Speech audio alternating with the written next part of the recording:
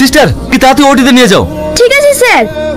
তার কোনো কারণ নেই, ওরা এখন সুস্থ আছে। আপনাকে অনেক ধন্যবাদ ডাক্তারবাবু। ধন্যবাদ তো আপনাকে দেওয়া উচিত, ওদেরকে সঠিক টাইমে নিয়েছেন বলে তো ওরা এখন সুস্থ আছে। আচ্ছা, পেশেন্টের বাড়ির লোক কই? আমি পেশেন্টের বাড়িতে ফোন করেছিলাম, ওরা এখানে আসছে।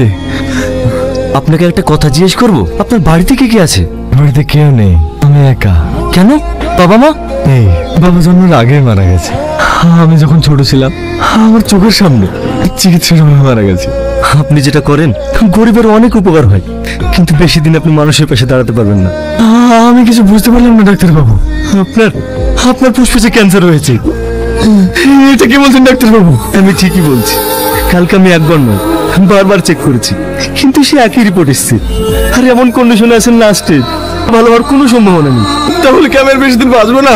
একমাত্র যত্নই পারে আপনাকে বেশি দিন বাঁচিয়ে রাখতে। এত করে ফোন করছি, ফোন তুলছে না কেন? কাকে ফোন করছেন স্যার? ইলিয়াসকে। যে লোকটা মানুষের উপকার করে তাকে? হ্যাঁ, রিপোর্টের কথা বলার পর থেকে ওর সঙ্গে কোনো যোগাযোগই করতে পারছি না। মানুষ মরণকে ভয় পায়, মানসিক অবস্থা ভালো নেই, তাই হয়তো ফোনটা তুলছে না। বেচারা একেবারেই একা, পাশে যে কি একজন থাকবে সেটাও নেই। স্যার, ও একা আছে, ওর কিছু হয়ে যায়নি তো? না না, ওর কিচ্ছু হবে না, আমি দেখছি। ভাই বলছি, এখানে ইলিয়াসের বাড়ি কোনটা? কোন ইলিয়াসের কথা বলছেন? এখানে তো অনেক ইলিয়াস আছে। যে ইলিয়াস গরিব মানুষের উপকার করে সেই ইলিয়াস, চেনো ওকে?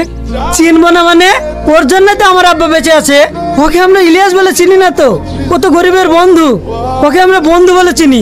আপনি এক কাজ করুন, সামনে গিয়ে কাউকে জিজ্ঞেস করেন, গরিবের বন্ধুর বাড়ি যাব, ঠিক দেখিয়ে দেবে।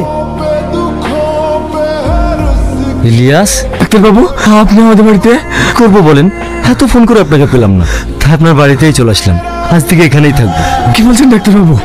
এখানে থাকবেন মানে?